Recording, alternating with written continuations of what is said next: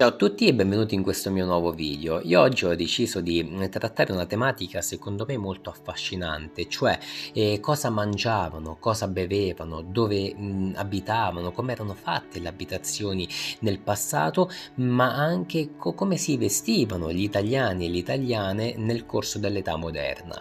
Il mio è un discorso fatto in realtà principalmente nei confronti dell'Italia meridionale e utilizzo delle fonti del XIX secolo come la statistica murattiana che è del 1811 e una ricerca così fatta è in realtà come dire una ricerca scrivibile all'interno della storia sociale, quindi prima di procedere effettivamente nella trattazione secondo me è opportuno fare una piccola premessa su cos'è la storia sociale, perché noi la possiamo considerare come una disciplina, però tra parentesi è una disciplina che si occupa del contesto sociale in cui è comparso un evento, una serie di fatti, oppure un personaggio o una credenza.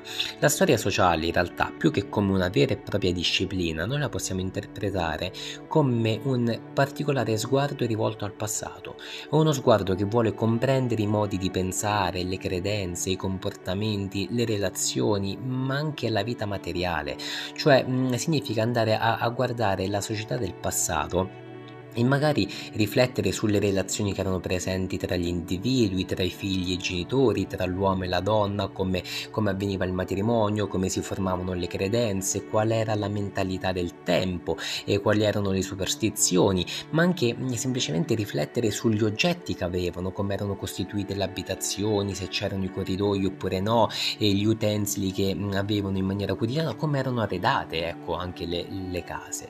Quindi noi possiamo pensare alla storia sociale come un'ottica di ricerca che vuole spiegare come si conduceva e organizzava la vita nelle società del passato.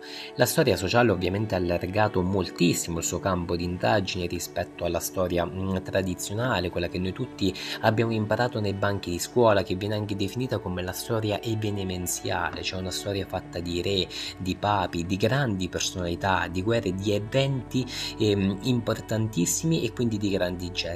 Invece adesso si considerano, come dire, materiali storici e anche argomenti prima completamente trascurati, cioè la storia sociale è sostanzialmente una nuova storia che ha messo al centro della narrazione storica l'uomo quotidiano, l'uomo qualunque, anche il povero, e il suo quotidiano. È questo l'aspetto interessante. Allora, quando noi comunque sia pensiamo all'Italia del passato, spesso immaginiamo dei borghi pittoreschi, delle campagne tranquille e dei grandi castelli pieni di feste, balli e tavole imbandite. Ma questa è un'immagine romantica in realtà, e dietro si cela una realtà molto più dura, e con una società che in realtà è divisa in due blocchi, perché da un lato c'è una ristretta cerchia d'élite e ricca e benestante che viveva in condizioni a dir poco agiate, dall'altro invece c'erano masse anonime di contadini, di contadine, di lavoratori in generale ai limiti della sopravvivenza e che costituivano la stragrande maggioranza della popolazione. Per loro effettivamente vivere significava più che altro sopravvivere. La vita quotidiana era segnata dalla fame, dalla fatica, dalle malattie, dalla scarsa igiene e da abitazioni completamente inadatte. E io in questo video voglio proprio raccontare la storia sociale delle classi più umili, dei contadini, delle contadine, dei braccianti, degli artigiani, dei lavoratori poveri, insomma. Quindi non parlerò di re o di battaglie o di grandi palazzi, ma proprio di pane, di acqua sporca, di stanze umide e di vestiti consumati, di famiglie che vivevano in condizioni indecenti a contatto costante con gli animali di ogni tipo. Le fonti dell'epoca, in particolar modo le indagini statistiche condotte nel Mezzogiorno napoleonico, ci permettono di entrare direttamente dentro questa realtà quasi con uno sguardo diretto, e una delle più importanti, come ho detto nell'introduzione, fu la statistica murattiana del 1811, che è sostanzialmente un'indagine demografica e socio-economica condotta nel Mezzogiorno napoleonico, dove si vanno a descrivere le condizioni territoriali, economiche, sociali, alimentari della popolazione. E il quadro che emerge è un quadro a dir poco impressionante.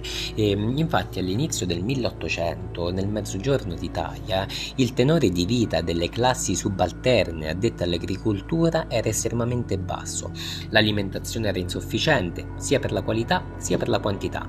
Il regime alimentare era monotono, si consumava principalmente pane, legumi, ortaggi, che erano veramente gli alimenti principali del vitto quotidiano dei contadini. E il pane però non era neanche il pane bianco di frumento che noi immaginiamo oggi, quello era riservato alla cosiddetta classe comoda, cioè i malati, i convalescenti e i bambini.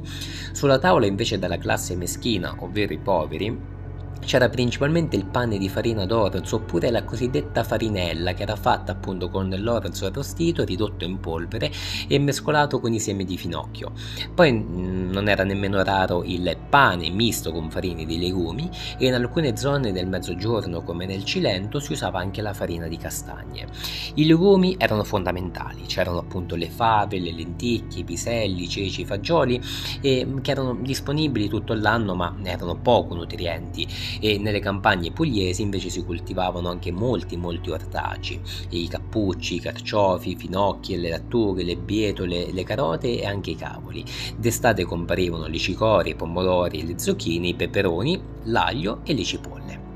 La carne era una cosa a dir poco rara, per la maggior parte della popolazione era quasi assente dalle tavole, soltanto le persone più agiate potevano mangiarla con una certa frequenza. Invece gli artigiani, i contadini la consumavano soprattutto durante le feste solenni dell'anno, quindi ecco che il castrato si mangiava durante tutto l'anno, l'agnello e il capretto da Pasqua all'autunno, il maiale dall'autunno fino a Carnevale. Invece in estate si consumava la carne di pecora o di capra. La carne di manzo era poco frequente e veniva macellata in realtà soltanto nelle città principali. Per i più poveri la fame portava delle soluzioni estreme. Infatti le fonti ricordano che i ceti meno ambienti si sfamavano talvolta con carcasse di animali morti naturalmente o di malattie, e questi alimenti provocavano spesso delle coliche, delle diarree putride, ma anche delle gravi infezioni intestinali. La carne era per pochi, come ho detto, il pesce invece era più presente nell'alimentazione comune. Nella provincia di Bari le fonti parlano del consumo di varie specie, dalle cernie alle occhiate, i merluzzi, gli sgombri, le alici, le sardelle, così come i cefali. Anche i latticini erano diffusi, ma specialmente nelle zone dove c'era molto foraggio per gli animali da pascolo. Si consumavano le ricotte, le mozzarelle, i caciocavalli, che erano appunto i principali prodotti caseari. Un alimento spesso presente sulla tavola era ovviamente la frutta, e in base alle stagioni si raccoglievano le ciliegie, l'uva, l'arance, i limoni, le pesche e le albicocche. Il consumo di olio e di vino ovviamente non poteva mai mancare. Ma il problema in realtà non era soltanto cosa si mangiava, ma anche quanto effettivamente si potesse mangiare al tempo. E le fonti raccontano che i contadini lavoravano a ritmi proibitivi, fino a 15 ore al giorno, senza riposo neanche la domenica, quindi 7 giorni su 7. Eppure il salario di un lavoratore agricolo non bastava a mantenere la famiglia nemmeno ai limiti della sussistenza, spesso si moriva di fame. Infatti si stima che per coprire il fabbisogno giornaliero, che poi è costituito da pane, vino, legumi, verdure, olio e sale, non parliamo di cibi chissà quanto pregiati, un contadino della provincia di Bari aveva bisogno almeno di 3 carlini al giorno, in tempi normali. Però nei momenti in cui i prezzi aumentavano servivano 4 o 5 carlini, soldi che spesso non riuscivano a guadagnare neanche con il lavoro della moglie e dei figli. In questi casi si riduceva il pane, poi ci si privava del vino, dei legumi, e alla fine per sfamarsi restavano soltanto le verdure crude o cotte, non c'erano altre soluzioni. E in caso di carestia la situazione diventava ancora più disperata, e una pagina della statistica del 1811 descrive proprio la carestia che colpì la terra di Bari nel 1810 e offre anche le indicazioni precise sugli alimenti consumati durante le carestie. Io in questo caso ho deciso di riportare il passo e la fonte così recita: i bisognosi per ripara a potenti stimoli della fame salvarsero d'ogni sostanza che stimarono propria a sedarla, usarono della fetida farina di semi di lino, di varie radici, della crusca dell'erba, delle cime delle piante, delle fave dei piselli, di altri che gli stessi quadrupedi ricusano, aggiungo io, cioè che perfino gli animali avrebbero rifiutato. Questi cibi, uniti all'acqua che bevono, non essendo nutritivi e non salutari, producono delle infermità di languore, diarree, cardialgie, febbri putridi ed eruzioni cutanee.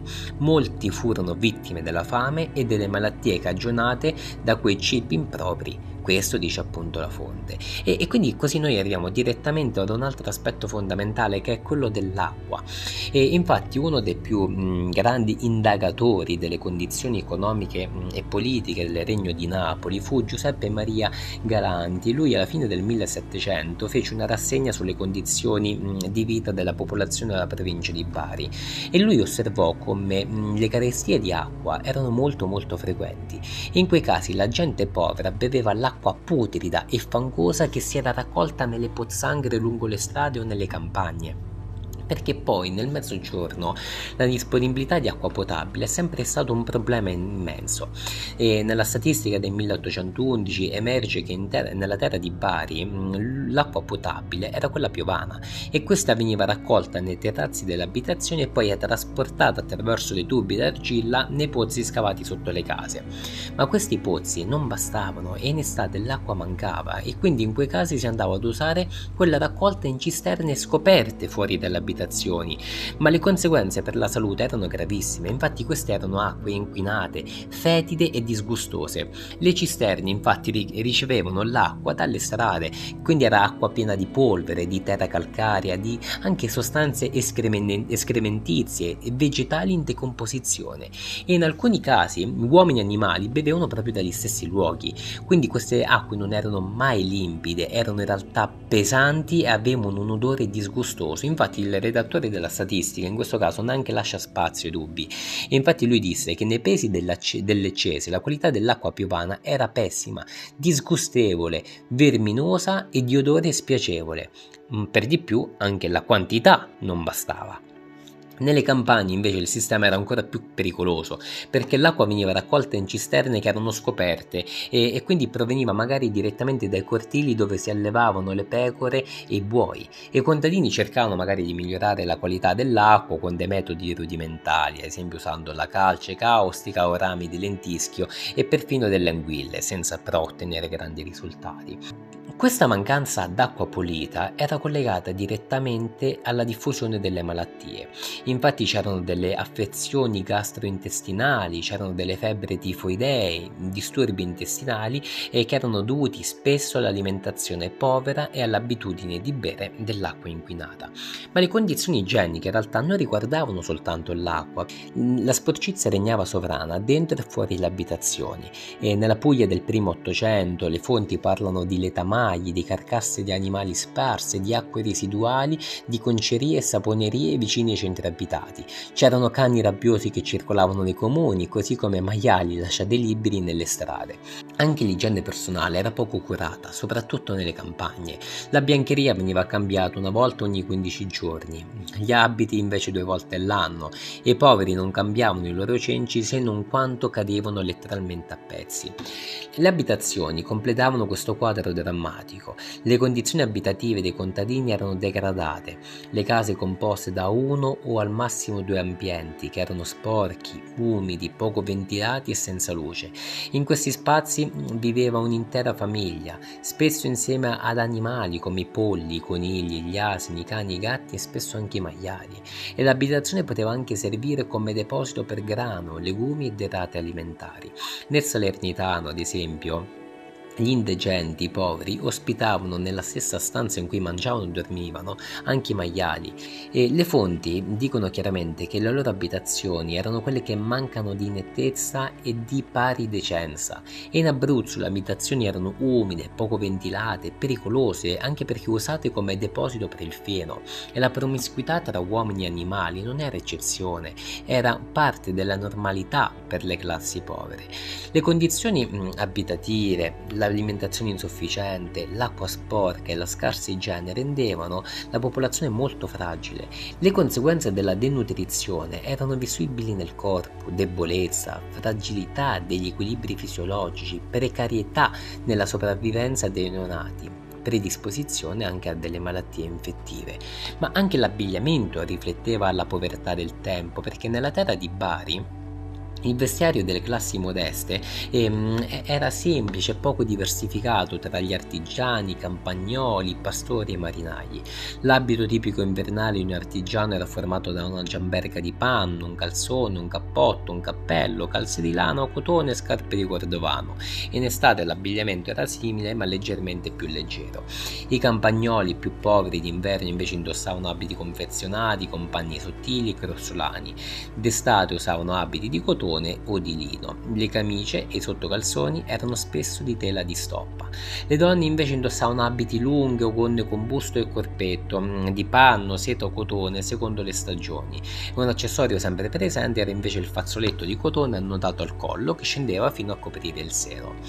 Tutto questo ci fa comprendere come per secoli una larga parte della popolazione italiana ha vissuto proprio in condizioni durissime, lavorando molto, mangiando poco, bevendo acqua contaminata, dormendo in case malsane, condividendo gli spazi con gli animali e vestendosi con abiti poveri e raramente cambiati. Eppure è proprio dentro questa povertà che si formarono forme di resistenza quotidiana, il sapere contadino, l'uso di ogni risorsa disponibile e la capacità di adattarsi alle stagioni, di conservare il cibo, di sopravvivere ai periodi di carestia. Raccontare questa storia significa in realtà ricordare che il passato non è fatto solo di grandi personalità, di guerre, di re, di papi, delle gesta dei grandi uomini, e fare storia significa anche analizzare la vita sociale nel suo complesso.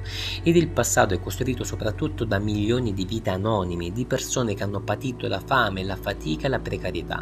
Ed è forse proprio da queste vite dimenticate che possiamo capire meglio la storia d'Italia, non quella scritta nei palazzi, ma quella vissuta nelle case umide, nei campi, nei vicoli, nelle cucine povere e nelle mani consumate del lavoro.